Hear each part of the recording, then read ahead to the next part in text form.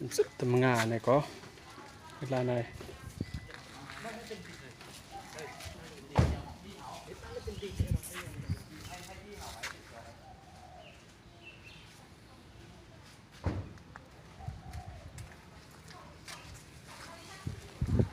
ของเราพี่ไม่เก็บตลับเมตรเลยนะตลับเมตรพี่อ่ะตลับเมตรพี่อยู่นู่นนะอยู่นู่นไหนอยู่นี่อยู่นู่นนะ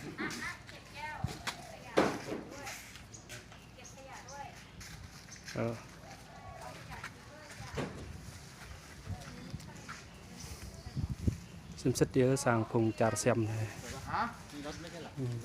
mảng mì màu sang thế này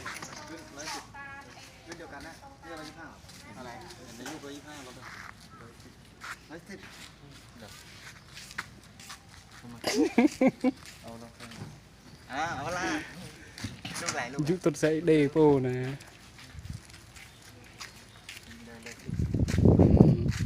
phùng mì thì như thếก็ไม่ใช่ไม่ใช่อันนี้ร้อยเดียว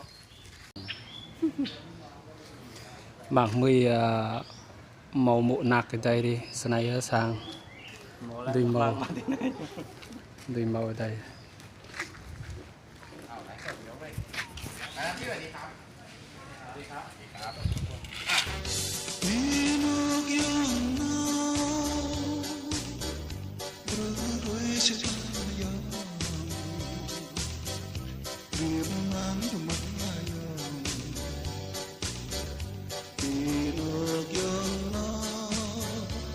để